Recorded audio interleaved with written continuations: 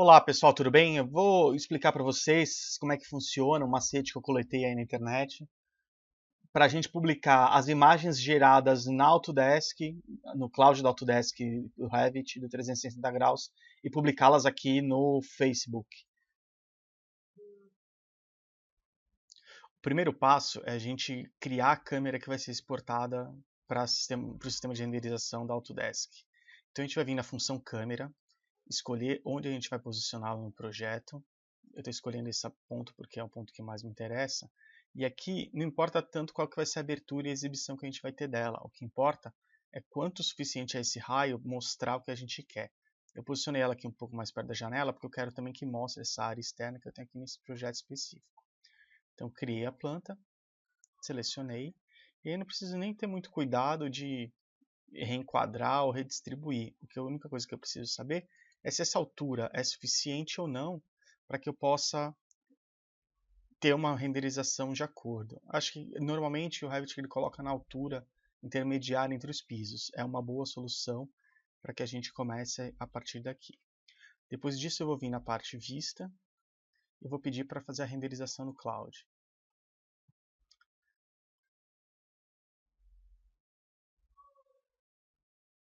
Nessa etapa, eu defino qual que é a vista que eu estou enviando. Nesse caso aqui é a vista 3.1. Eu podia ter renomeado, mas eu estou pulando essa parte só para facilitar um pouco.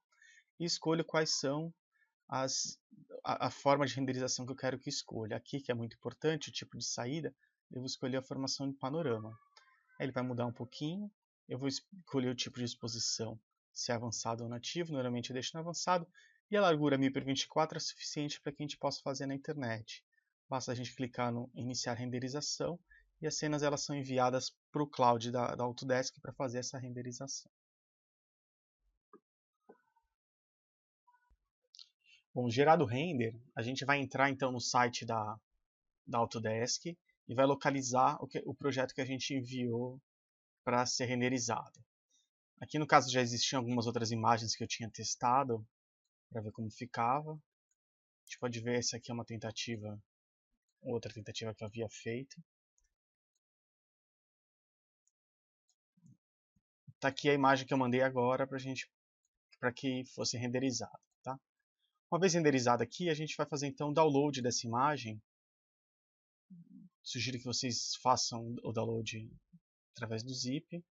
E aí com isso a gente vai receber esse arquivo para que a gente possa editar ele mais tarde, então, no Photoshop para obter a forma que a gente precisa para publicar no Facebook. Bom, feito o download do arquivo, a gente vai localizá-lo vocês escolhem o melhor lugar, eu trouxe aqui para a tela de trabalho para facilitar aqui a produção. A gente vai ver que no arquivo zip, ele vai ser formado por diversos arquivos, tá? Então, o importante para a gente aqui é que a gente trabalhe com esse arquivo primeiro aqui, que é o image.jpg. O image.png, eu acho ele um pouquinho pesado para a gente trabalhar, e o resultado não vai ser tão diferente. A gente pode trabalhar com o image que ele vai ser mais fácil, tá? Eu vou fazer uma cópia dele aqui para a área de trabalho, onde a gente possa trabalhar. E aí com isso, eu vou pedir para abrir no Photoshop, que é onde a partir de agora a gente vai fazer o recorte dessa imagem, tá? A gente pode ver aqui que a imagem veio para o Photoshop, veio uma imagem que eles chamam em cubo, tá? Então, panorama em cubo. São 6 recortes dessa peça que a gente vai precisar transformá-las em imagens individuais para que depois a gente use um programa para fazer juntar. Como é que eu faço normalmente? Eu venho aqui, crio um novo arquivo, onde eu vou definir qual que é o tamanho desse arquivo. Aqui eu vou usar, então, a relação da altura e da largura, a mesma que eu usei para definir a renderização lá no cloud. Não sei se vocês lembram, tinha uma opção que a gente deixou 1024 para que ela pudesse ser inserida. Então eu crio essa imagem, 1024. Eu vou arrastar essa imagem que eu tenho criada para cá. E com isso, vocês vão ver que todas as imagens quadradas, elas cabem nesse espacinho que eu tenho aqui. Então o que eu vou fazer? Eu vou salvar cada uma dessas imagens numa sequência específica onde eu possa localizar depois. Então eu vou salvar na área de trabalho mesmo, vou chamar de 361, a primeira parte da imagem. Ok. Aí eu vou rolar e fazer com que eu tenha depois as outras partes. Reparem que é bom, assim, qualquer risquinho que a gente tenha, tanto em cima quanto embaixo, a gente tem que ocultar ao máximo, deixar sempre, porque senão ele vai aparecer lá na nossa imagem quando ela for renderizada. Dou um outro Save As aqui, JPG 1, e repito o procedimento para todos os outros, tá?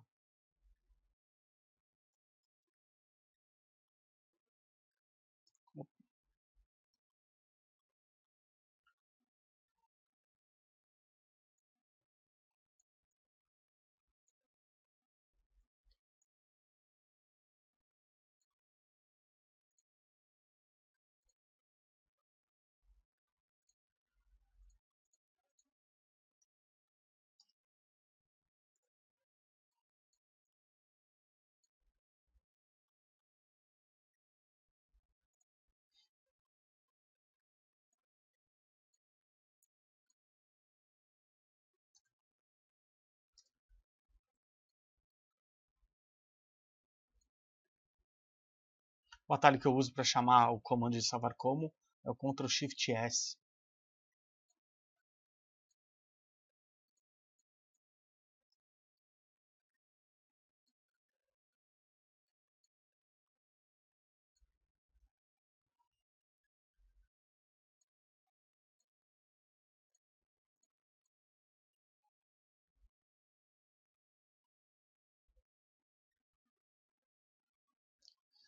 Bom, depois que eu separei as imagens, então eu vou usar um programinha que serve para a gente unificar as imagens, tá?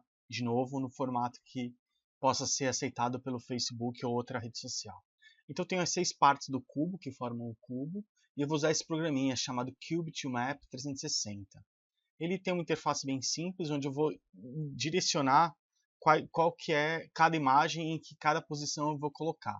Só prestem atenção que eu preciso ter o formato 1024, que é o formato do tamanho das imagens que eu trabalhei. Se vocês trabalharem com outro formato de imagem, coloque qual que é o tamanho de cada um desse quadrado, que na hora dele fazer o mashup dessas imagens, ele vai pegar essas informações.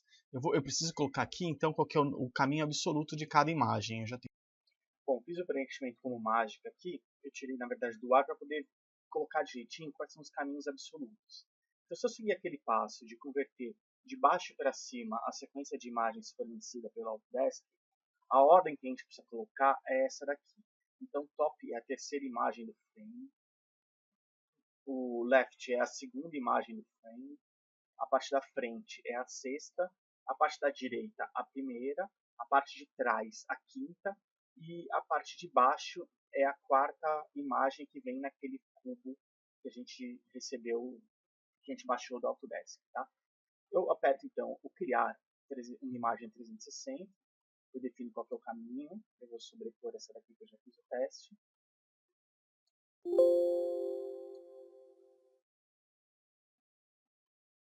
Ele vai parar um pouquinho de funcionar, ele vai apresentar essa imagem que ele não está respondendo, se aguarda mais um pouquinho, então ele vai salvar a imagem, tá? Eu vou fechar ele aqui. Eu vou então pedir para abrir essa imagem, eu vou utilizar o Paint, que é um arquivo natural para abrir o BMP. Essa imagem aqui a gente não consegue ver porque ela está um pouquinho grande. Eu vou pedir para salvar com uma extensão fácil de eu trabalhar, que é o JPG. Então, sem seguir muitos passos, eu vou dar salvar. E essa imagem está salva. Posso fechar aqui o bitmap. Bom, para o Photoshop eu peço para abrir a imagem, então eu consigo ter essa imagem, qual que é o novo formato, que é o formato que é possível de ser lido pelas redes sociais para que ela faça interação. A gente pode ver então que aquela sequência ela foi necessária para fazer essa montagem. Se vocês fizerem um teste e por acaso aparecer alguma coisa errada ou aparecer um desencontro eventual entre as imagens, você vai testar a combinação, mas aquela lista que eu dei, se vocês seguirem o passo certo da primeira para a última naquela ordem, respeitando aquela ordem, a gente vai ter. Bom, eu não preciso mais do Photoshop, vou fechar então o arquivo. E aí o que eu vou fazer agora? Eu vou precisar colocar uma informação adicional dentro dessa imagem para que a gente possa, para que os programas eles aceitem essa imagem, para que a rede social ela aceite essa imagem como 360. Então, para isso, existe um site chamado The XC4Me, onde esse aqui é o endereço, tá? Vocês vão entrar, ele vai abrir essa tela e aí ele vai pedir para você jogar a imagem que você quer alterar. Então, eu vou pegar aqui essa imagem que eu peguei a 360 e vou fazer um upload da imagem. Upload realizado, a gente vai ver que então a gente tem duas opções, a opção de apagar a foto ou de mudar as informações. Eu vou pedir então para mudar essas informações. Eu posso reposicionar um país se eu quiser, para saber onde é a localidade. Você pode vincular ao local de onde foi feito, ou local de qual é a obra. Mas o mais importante é a gente vir aqui embaixo e colocar a informação para a gente enganar um pouco o sistema. A gente vai colocar uma informação, dizer que essa imagem ela foi tirada com uma máquina fotográfica chamada Ricoh, que é um fabricante de máquina. E aí vocês vão localizar a Ricoh Theta S, que é a foto que tem sido reconhecida. Existiram vários testes e muitos não fizeram. Se você quiser preencher aqui alguma informação, essas informações normalmente ficam gravadas dentro na testeira do arquivo JPEG. Então, se vocês por acaso tiverem curiosidade de abrirem o arquivo JPEG com o bloco de notas, vocês vão ver que existem várias dessas informações lá.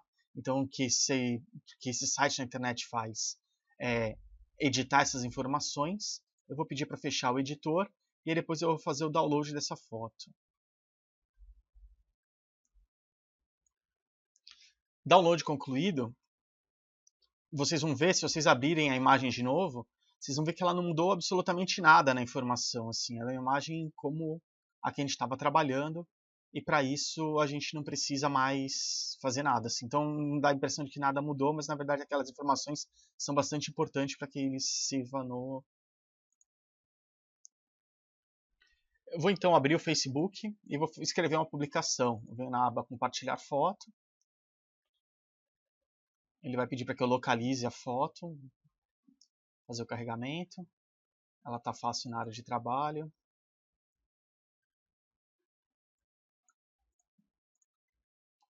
Carrega essa foto e a gente pode ver que ela já está subindo com o formato 360.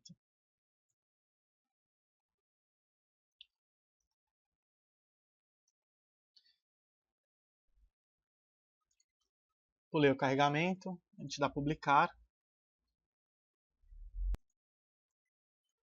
E a foto já aparece então de uma maneira 360 dentro do formato que a gente possa ver e terminar de exibir a foto, compartilhar dentro da rede.